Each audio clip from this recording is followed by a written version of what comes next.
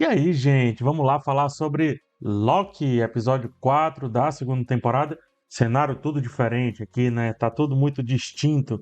É que eu tô de viagem, então me perdoe aqui as condições, o áudio, né? Não tá naquele primor, mas acho que é o suficiente. Tentei fazer direitinho aqui esse jogo de luz para vocês, tá? Hoje também tela dividida, consegui montar todo o setup aqui. E vamos lá comentar esse episódio que eu já adianto o melhor episódio da temporada. Ah, mas você falou isso do terceiro. É, porque eu não tinha visto o quarto, né? Eu tô nessa ainda. E esse episódio é interessante porque afirma muita coisa que eu vinha falando nos episódios anteriores. Mas, sem queimar a largada, antes, dá o like nesse vídeo, se inscreve aqui no canal, que aí você não perde nenhum vídeo aqui, tanto da Maratona de Loki, quanto outros vídeos aqui que estão saindo no canal. E também fica dois recados a mais. Na descrição tem link para os meus livros. São três até agora, na verdade, dois livros e um conto. Então dê uma olhada lá, acho que você vai gostar. E também tem um vídeo que eu lancei essa semana, ah, na semana da gravação desse vídeo aqui, para deixar mais preciso, que se chama Desconstrução do Vilão. Eu parti um pouco de Loki, que inclusive algumas coisas acontecem aqui também, eu trouxe lá de Loki essa discussão, mas eu expandi para Faroeste, utilizei Nietzsche, enfim, fui na filosofia e tal, e conversei um pouco sobre essa desconstrução do vilão, sobretudo ultimamente, que vem sendo feito em Hollywood. Show? Sem mais enrolação, vamos lá o que interessa. Espero que você já tenha feito tudo aí direitinho. Partiu analisar quarto episódio da segunda temporada de Loki.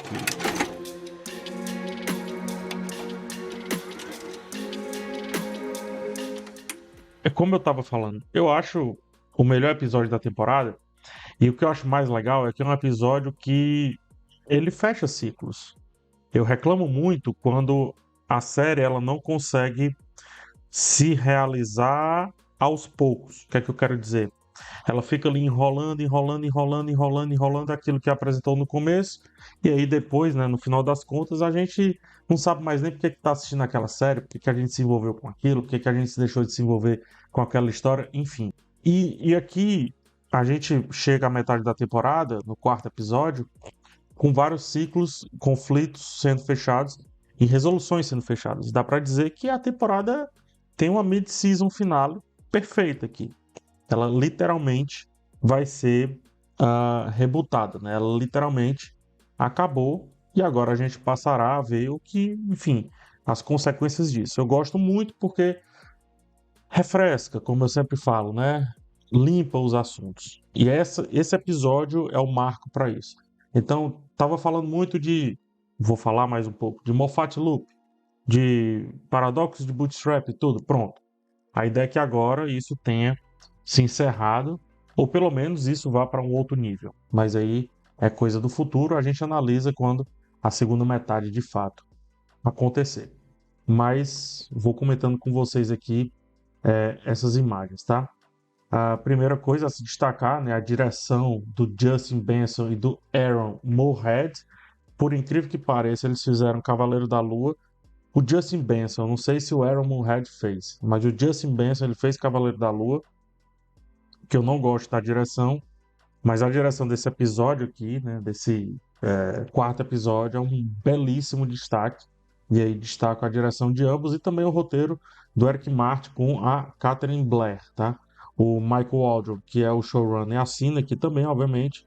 Né? Ele sempre assina, mas Eric Martin e Catherine Blair, pô, tem textos aqui, tem diálogos, dois, três momentos de diálogos, o que eu acho, assim, perfeitos. E acho que vocês vão curtir bastante. Vamos analisar com calma. Abrindo, né, desde o primeiro episódio, eu tô falando de Doctor Who. Desde o início eu venho falando de Doctor Who, Loki está muito parecido com Doctor Who, e eles agora assumiram completamente a estética, né? Ah, tudo bem que na primeira temporada tem um pouco disso e tudo, mas, gente, tá muito descarado e isso não é ruim, isso é bom. Então, mais um ponto a favor da Doctor Whozação de Loki. Só espero que com isso as pessoas conheçam mais Doctor Who. É isso que eu realmente gostaria que acontecesse, né? Então a gente tem aqui, quando o Doctor Who tá nessas viagens no tempo, ele fica aqui fazendo esse estilo, né? Tem essa estética aqui quando a TARDIS, que é a cabine policial que viaja no tempo, aí aparece esse universo meio distorcido, o multiverso meio distorcido, que é como aparece aqui também no Loki. Eu gosto da referência, mas como eu disse, gosto mais ainda se as pessoas forem realmente assistir Doctor Who. E aqui já começa o primeiro show de diálogo simples, né? Que já demonstra, quem sabe, um plano maior do que está acontecendo. A gente tem um fragmento que a gente não sabe se é uma memória, a gente não sabe se é algo embutido ali pela Miss Minutes para manipular a Renslayer, porém está em tela. E aí é quando o personagem do Jonathan Majors, né, aquele que permanece, ele diz: "Ó, eu te alcanço". E ela fala: "Eu te vejo em breve". E ele diz: "Sempre". Ou seja, a gente vem falando do Moffat Loop, né? Não preciso repetir, tem vídeo, tem 2 vídeos falando sobre isso já. Mas tem um fragmento aqui que a gente precisa levar em consideração. E esse fragmento é o nascimento do vilão. Esse episódio, ele começa aqui com ele dizendo e aceitando que está em um loop, né? Ele está nesse loop super fragmentado, nessa realidade super fragmentada. Ele sabe o que vai se suceder, apagamento de memórias, que eles vão se encontrar novamente, etc. Isso pode ser porque ela é uma variante dele e aí geraria um espelhamento Locke-Sylvie, que eu acharia muito interessante, por sinal, ou porque eles são predestinados e ele já viveu tanto, né, em tantos momentos aqui no tempo, que ele sabe que ela é uma constante. Lembram de Lost, né? Então, ela é a constante aqui desse personagem. E aí já vem essa linha de diálogo bem simples, porém que nos faz pensar um monte de coisa, sobretudo quando a gente pensa no final do episódio e alguns elementos do meio do episódio, daqui a pouco eu chego lá. Aqui só mais uma referência, acione o protocolo 42, o protocolo 42, na verdade o número 42, a resposta do universo, né? Então, todas as respostas do universo resumem-se a 42. Quem assistiu Guia do Mochileiro das Galáxias sabe muito bem do que eu estou falando. Só mais uma referência e a outra coisa da cultura pop que se relaciona com universos, com, enfim, multiverso também, com essa questão do espaço, ficção científica, etc. Gosto muito desse plano, né, desses 2 planos, que é o vilão nascendo de si mesmo. Essa questão do Ouroboros. Tá muito claro essa questão do Ouroboros, o paradoxo de Bootstrap que eu falei no vídeo passado e muita gente disse: "Tá maluco, tá louco". Tô aqui tô aqui no Uruguai, então é, fica a brincadeira, mas enfim. Esse plano, né? O plano certo é o da direita na esquerda, da esquerda na direita. Eu errei na montagem aqui. Mas o vilão nasce aqui, né? Esse aqui é o plano número 1 e esse aqui é o plano número 2. Então o vilão nasce de si mesmo e passa aqui. Só que aqui ele não é vilão. Então você pensa, tá, PH, mas não faz sentido porque ele não é vilão. E aí? Bom, a gente vai ver ele, inclusive, falar a questão do Ouroboros, né? A serpente que come o próprio rabo, eu já falei sobre isso também, que é a ideia perfeita do tempo, né? O tempo, quando a gente percebe bem todo o tom cíclico do tempo, ele sempre está se retroalimentando, né?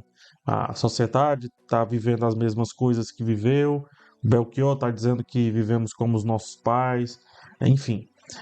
Esse Ouroboros, que é essa realidade que vai acontecendo do mesmo jeito, só que em níveis diferentes, é mais ou menos o que está acontecendo aqui. Coincidentemente ou não, Ouroboros é também o nome aqui do personagem, do Obi, né? Personagem aqui do nosso querido Ki Ruin Kwan, tá? Então pronto, eu gosto muito desse plano, só que mais do que isso, do tema que esse plano traz, né? Da discussão, melhor dizendo, tema não, a discussão que esse plano traz. Esses 2 planos aqui, ó, ele aos pés da história, né? Muita coisa está sendo, como é que eu posso dizer? Muita coisa está sendo enquadrada nesses quadros, né? Muita coisa aqui nessa temporada está utilizando isso, porque eles estão aos pés da história. Ele está ao nível dessa galera aqui que está literalmente aí lutando, enquanto que os deuses estão ali brincando de ser deuses, que é outro assunto que vai surgir aqui. Por que que eles estão aos pés da história? E essa cena tem dois propósitos, creio eu. Um propósito é mostrar o cientista percebendo isso, e o cientista não vai olhar para aquilo dali, ver tudo que ele fez e não ligar. Não existe essa possibilidade.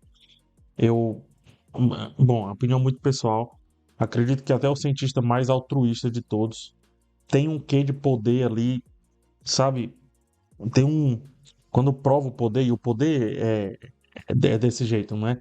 Ele se apropria do ser humano. Então, alguns cientistas, quando prova aquele quesinho de poder, não quer mais soltar também. E aí a gente pode citar inúmeros, né? Dos que fizeram bomba atômica, dos que fizeram outros elementos que são horrendos aí para a sociedade. Não é que eles sejam maus, mas é porque essa sede do poder vai sendo alimentada. Hum, a ciência vira meio que uma justificativa, um apoio, digamos assim, e no final tá todo mundo embebido ali por esse poder. Que é a cena seguinte, né? Que é a cena não, o frame seguinte, ele já aos pés dessa história, só que agora ele não está mais alinhado aqui com essa galera aqui, os ditos comuns, né? Ele já está alinhado aqui com os deuses no plano que foi escolhido. O que já começa a me fazer a pergunta, ok, até agora ele não é vilão, mas ele tá pronto para ser vilão. Se deixarem, ele vai bem direitinho. Aí iniciamos aqui toda a questão que eu já falei do paradoxo de Bootstrap. Paradoxo de Bootstrap é aquela parada óbvia de que se você leva um livro, né, você é um viajante no tempo, você está no futuro. Aí você escreveu um livro no passado. Aí você pega esse livro, você volta para o passado. Você vai lá no passado e entrega esse livro para si mesmo antes de você escrever. E aí faz com que você publique esse livro. E aí, quem foi que escreveu? Foi você do passado, você do futuro? Então, você entrega, sei lá, um livro do Nietzsche para o Nietzsche, antes do Nietzsche escrever o livro. E aí, quem foi que escreveu o livro? Foi você que mandou? Enfim, já falei sobre o paradoxo de Bootstrap. E essa brincadeira que o episódio faz deixa isso bem claro, né? Ele fala assim: ah, então eu crio tudo isso? Criei ou criarei? Entendeu?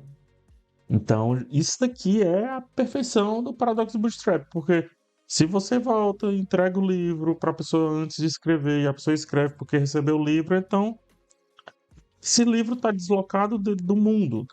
Ele, aquele que permanece, mas aqui o timeline, está deslocado do mundo, está deslocado do tempo.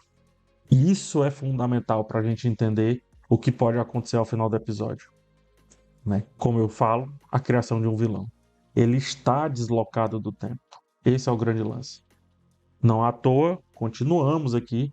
Eles colocam em texto o que eu venho falando, o pessoal dizendo, ih, PH, exagerou, ih, PH, não é bem por aí e tal. Né? Ah, nesse caso específico, não é o paradoxo de Bootstrap. Eles falam, né? Ó, eu escrevi esse livro, o Obi fala, porque eu encontrei com um cara chamado Victor Timely, que me deu todas essas ideias no século XIX para escrever esse livro. E ele diz: eu escrevi esse livro porque eu escrevi, não, eu sou fã desse livro, né? Fã do Obi e minhas invenções são por conta dele, né? Do que está escrito aqui. Falei no episódio passado. Então é um loop, né? Um loop perfeito. Um escreveu o livro porque encontrou com o outro, só que o outro fez as invenções que fez o outro escrever o livro porque encontrou com um.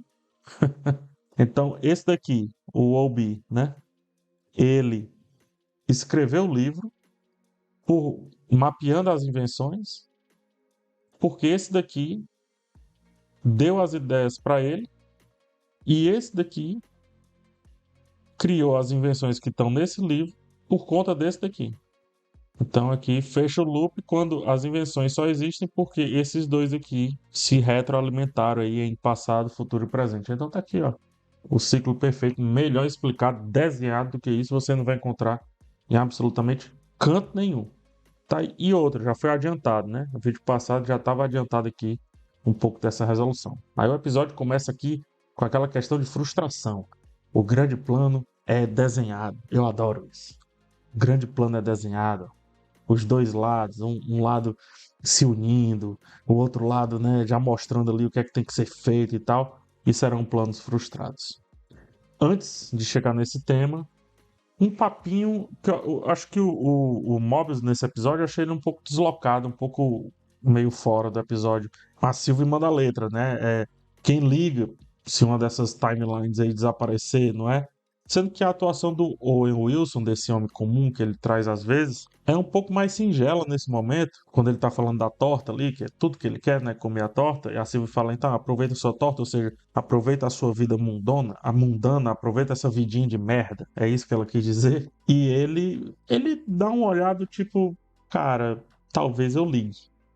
Talvez eu ligue sim para essas outras pessoas desaparecerem. Lembrando a questão do jet ski, né, que apareceu na primeira temporada e tudo mais.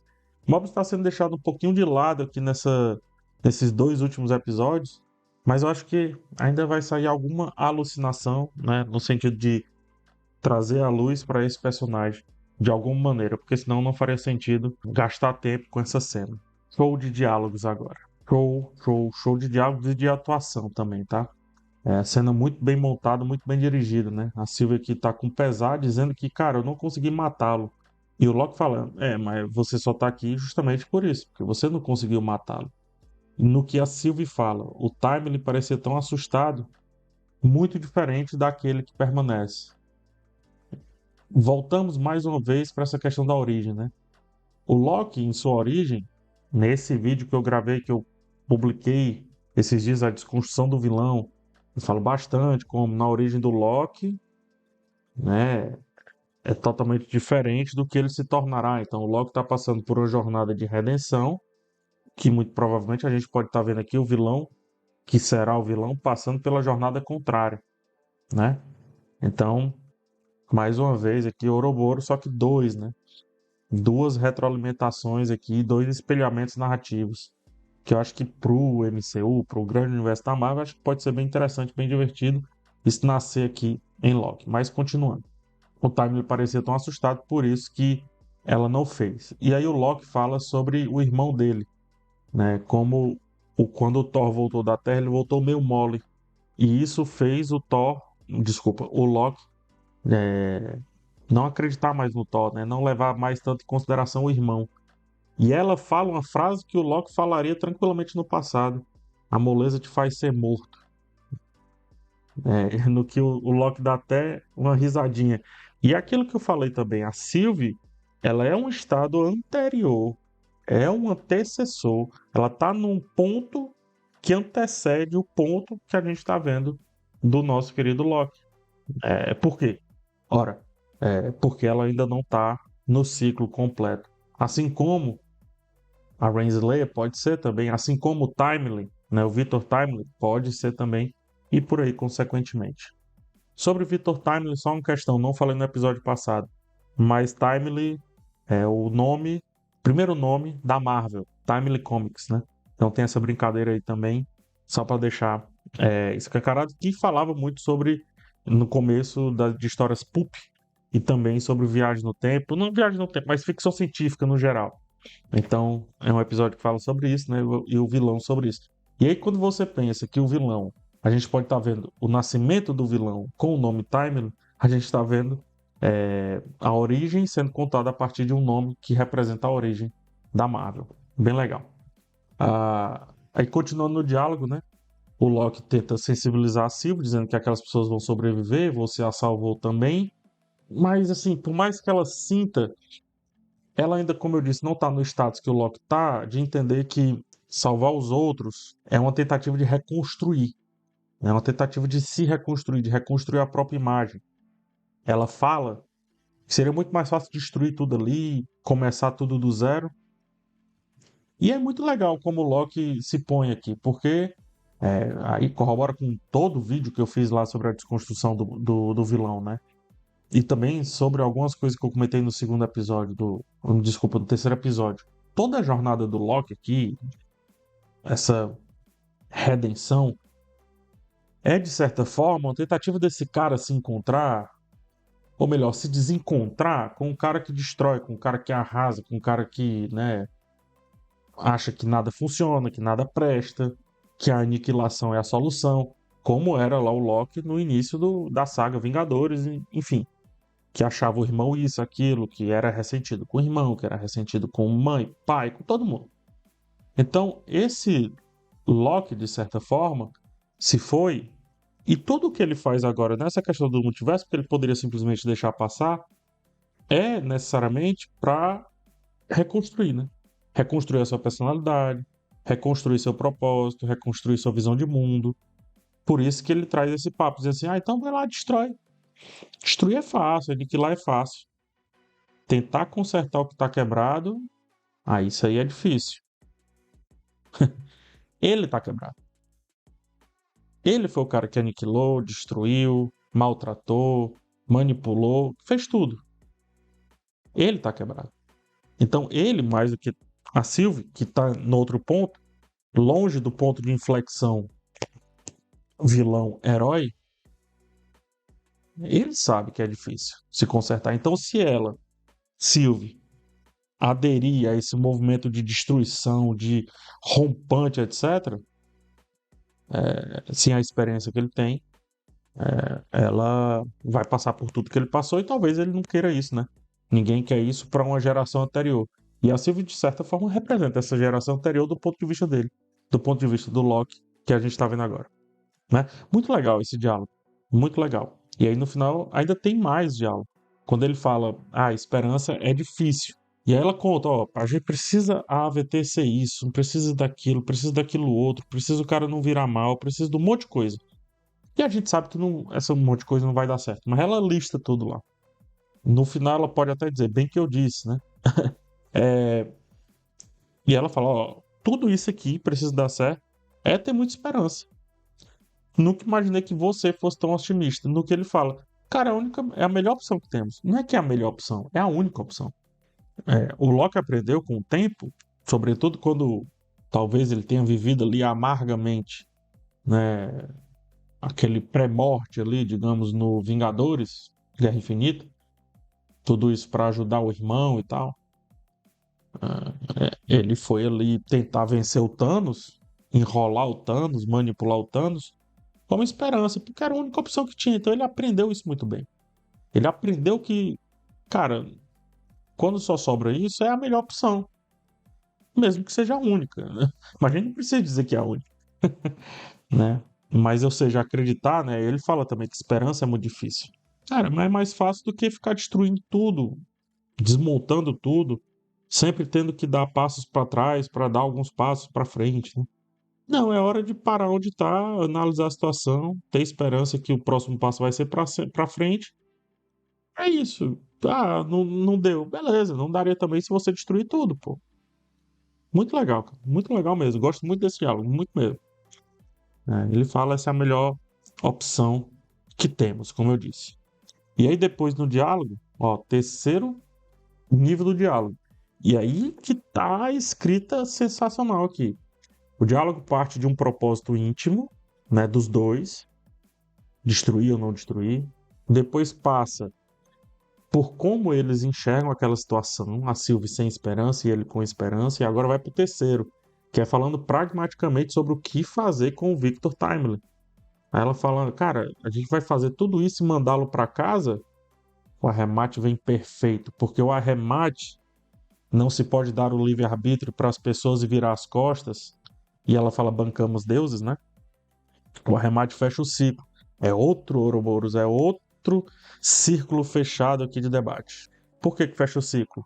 Quando ele fala que não pode dar o livre-arbítrio para as pessoas e virar as costas, ele está falando mais uma vez dele. Ele tá falando que teve as costas viradas para ele. Ele está falando que ele teve sim o livre-arbítrio e por isso ele fez o que fez. Que ele não foi assistido, assessorado, acompanhado. Mas ele também está falando enquanto Deus, como ele enxerga o que de fato é ser Deus. No caso dele, semideus, mas você entendeu, né? E olha só que perfeito esse diálogo, né? Então ele não pode deixar o mal solto. Ele não pode permitir que o mal vá simplesmente e continue a sua vida. Não. Ele precisa observar aquilo dali. Porque se você der as costas e criar um inferno e um céu, você vai criar uma dualidade. E essa dualidade ali não faz sentido ter livre-arbítrio. Ora, você tem livre-arbítrio sabendo que vai para o inferno ou se vai para o céu, no final tem um perdão, tem alguma coisa que não está encaixando aí nessa soma. Então não dá o livre-arbítrio, cara. Se você não quer que essas almas pereçam, não dê o livre-arbítrio. Não invente isso. E não é livre-arbítrio se você só tem 2 lugares. Qual é o terceiro lugar? Qual é o quarto lugar? Qual é o quinto lugar? Isso seria livre-arbítrio. Livre-arbítrio em 2 opções, e aí nascem as dualidades, bem e mal e etc. Maniqueísmo, enfim, um monte de coisa.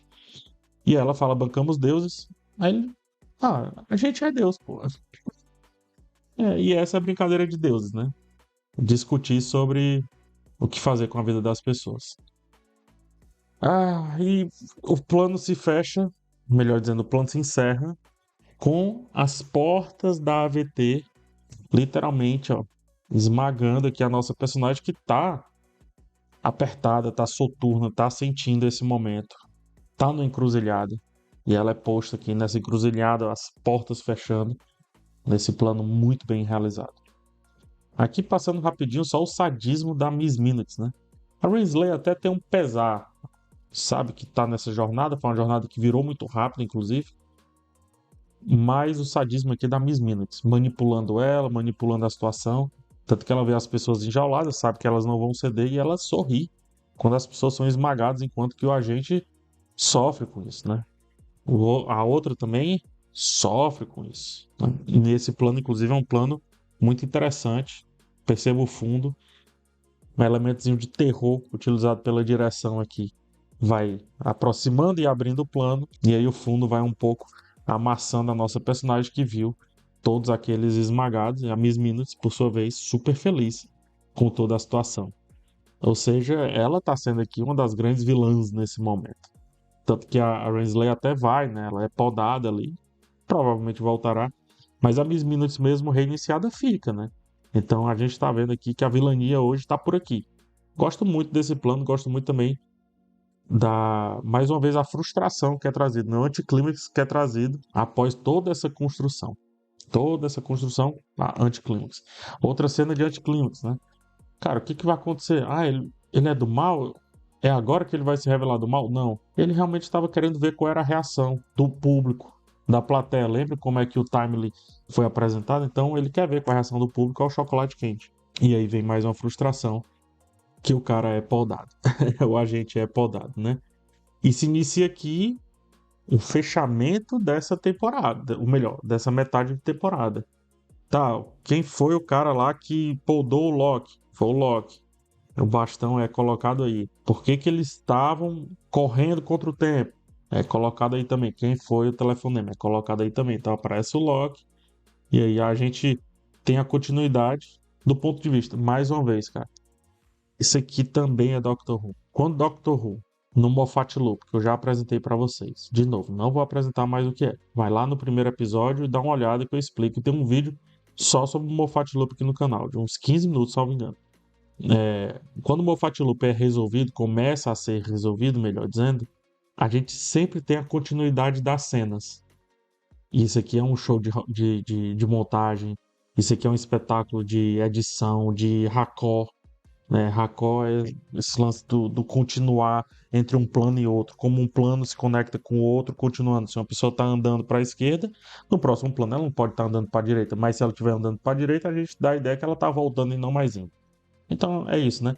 Então aqui o raccord feito é para nos mostrar o panorama inteiro. E o Moffat Loop, quando começa a ser revelado, ele começa a juntar e interpolar cenas, mostrando a história como um todo nascendo na nossa frente. Aí continua, é o Obi ao telefone, também deixando muito claro que eles estão aqui presos em um loop.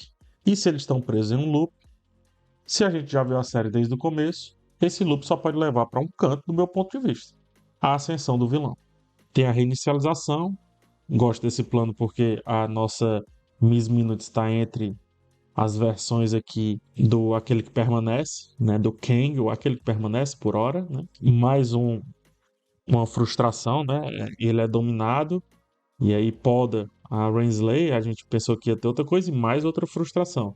A gente pensou que ele ia ser o grande salvador, se mostrar que o grande herói e tudo, e na verdade ele é destruído pelo tempo ou ele virou o tempo. Será? Será que esse é o nascimento do Kang? Será que a gente tá vendo o nascimento do Kang? Por que eu digo isso? Porque, por mais que pareça uma explosão, de fato é, né? Não só parece, mas é. É aquele lance da destruição que a Sylvie falou, né? Mas também tem um quê de Big Bang aqui nessa cena, não parece? Ou seja, se você explodir tudo aqui, supostamente vai sobrar só uma timeline, né? Supostamente vai sobrar só uma timeline quando tudo for explodido. Que timeline? Ah, a última, né? O fio que não explodiu, que provavelmente é o fio que a gente vai ver tudo acontecer daqui para frente. Como ele se desintegra, a gente vê ele se desintegrando aqui. Como ele se desintegra, cara, isso me faz pensar que ele está totalmente conectado aqui. Essas várias linhas, como se cada pedacinho dele fosse distribuído pelos vários pedaços aí do multiverso. Eu gosto dessa percepção, não sei vocês. Gosto mais ainda dos olhares, o senso de urgência que o episódio trabalhou bem. De novo, imagine isso aqui como um fim de temporada, não só uma mid-season, né, que é o que está acontecendo aqui. Imagina um fim de temporada, imagine isso aqui, o oitavo episódio. Esperar mais 2, 3 anos, sei lá, para ver isso aqui, para ver esse desfecho. E tem urgência, a gente não sabe o que vai acontecer agora. Ah, PH, vai dar tudo bem. Não sei. Do ponto de vista de Loki, a série, não sei. Não sei se o universo, ou melhor, o multiverso tá degringolado no MCU, filmes, etc., por conta do que tá acontecendo aqui. Não sei. Falta só um elementinho para esse Moffat Loop dar certo, que é construção do vilão. Como o vilão vai ser inserido nessa história. Mas ele já está inserido. É isso que eu adianto para vocês. Ele já está inserido. Não sei se vai ser Renslayer, Miss Minutes, o Timely virando o King, aquele que permanece, etc. Não sei. Mas ele já está inserido na história. Já está aqui, ó, Master of Puppets. Já está manipulando tudo que vem acontecendo até agora. E aí terminamos com o cara que quebrado estava, quebrado permanece, não conseguiu fazer nada para quebrado não estar mais. Aí eu pergunto, cara, tô falando esse tempo todo de construção do vilão, né? A partir do timing. O que vocês acham se porventura a gente estiver vendo uma reconstrução do Loki? Por que eu digo isso? Porque o Loki tá acreditando, né? Olha, vamos voltar pro diálogo lá da cafeteria, lá, da torta lá. Ah, tem que. A Sylvie fala: você tem que esperar isso, aquilo outro acontecer. Nossa, é muita coisa pra colocar esperança, né? É muita coisa pra embutir sua esperança. Ok. Nada disso acontece, a AVT não presta. O Timely que ele se apegou, salvou, vira o Kang, vira aquele que permanece, quer que seja. Qual a visão do Loki do mundo agora? Como é que ele vai se deixar reconstruir um mundo que de fato não tem mais como ele confiar em nada? E aí ele vai voltar, será para ser aquele Loki? Enfim, cena para os próximos capítulos. Não gosto de ficar fazendo teoriazinha, mas por hora é esse que temos. Gostaram do vídeo? Eu gostei do episódio. Do vídeo eu não sei. Gostei do episódio e etc. Já falei do começo, as minhas impressões gerais aqui desse episódio. Acho um episódio muito maduro, muito assertivo, muito organizado mesmo, muito bonito, de certa forma também. E um episódio que brinca com o clímax e anticlímax o tempo inteiro. Como quem diz, ó, vou te dar aqui uma folha em branco, e aí você recebe a folha toda riscada. Ó, vou te dar. É todo tempo. Parece até uma construção de piada. Que vai todo o tempo dando uma punchline, né? Aquela piada que é 1, 2, 3, 4, cinco viradas seguidas. Acho muito bem encaixada a forma como é feito esse ponto específico aqui em Loki, episódio 4. Bom, mais uma vez eu peço, me diga aí o que é que vocês acharam, é só comentar aqui embaixo e continue me dizendo se estão gostando do formato desse vídeo. Me diga também se foi muito ruim nesse formato desse jeito que eu fiz aqui, porque se for muito ruim, beleza, eu nunca mais vou poder viajar, ter que ficar em casa preso. Se não, tá aqui, tem um aparato inteiro, viajo colocando as coisas tudo dentro de uma mala e viajo com a mala a mais. mas mesmo assim continuo a trabalhar, né, e entregar conteúdo para vocês. Gostaram? Me falei. No mais, forte abraço. A gente se vê numa próxima oportunidade e tchau.